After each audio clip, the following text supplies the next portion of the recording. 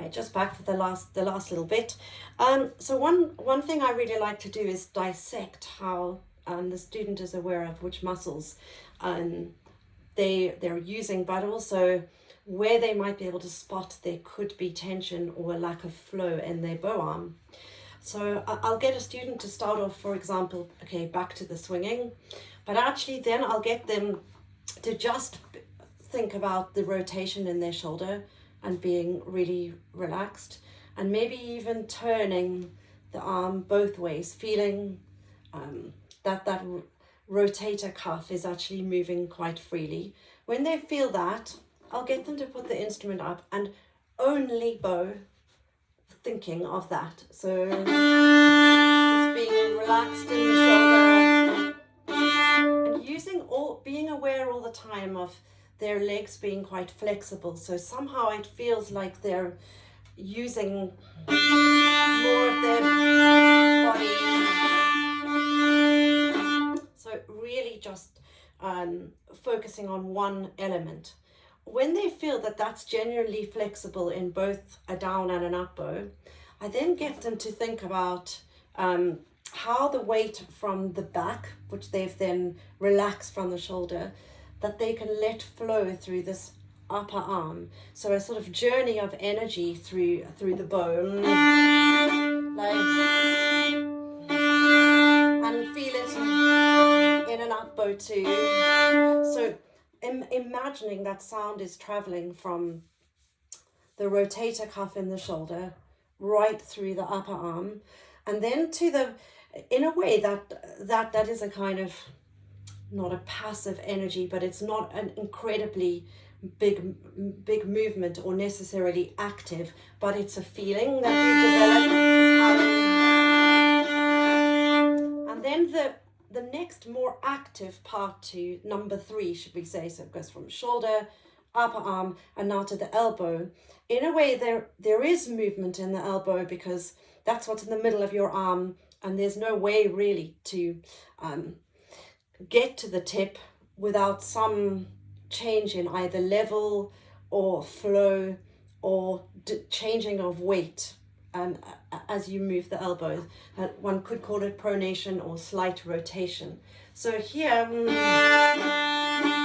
adding the third dimension, shoulder, upper arm, and then an awareness of where the elbow kicks in the bow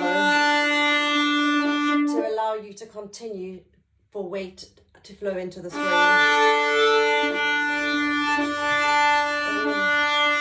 And creating awareness of that in both the whole down bow and the whole up bow. So there is more detail than perhaps I can go into here, but definitely not, and I might even get a student to practice just these 3 steps for a week, or one of these steps until they feel relaxed. So I'm obviously just dashing through them now with a quick explanation.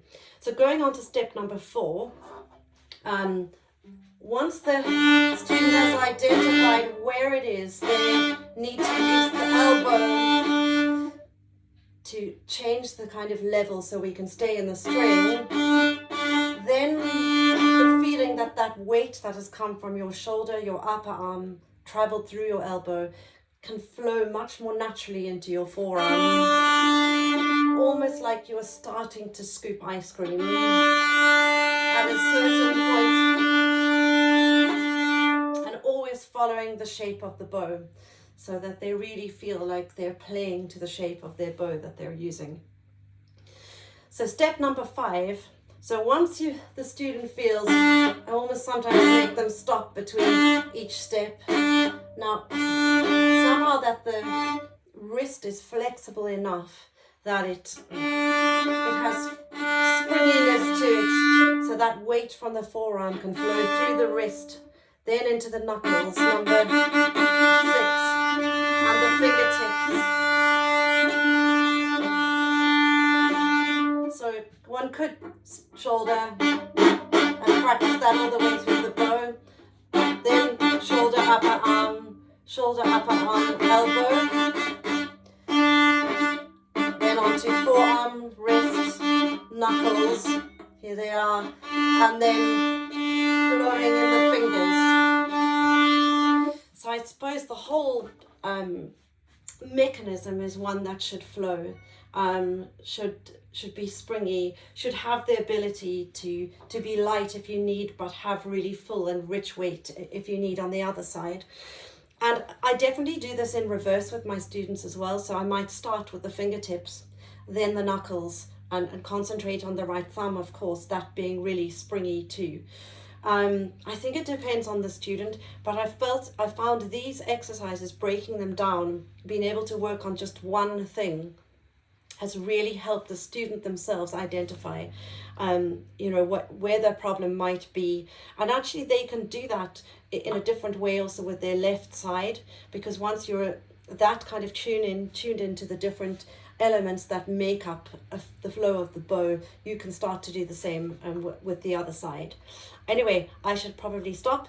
It was really great to be able to do this, and I'm really looking forward to watching many presentations in the convention. Thank you so much.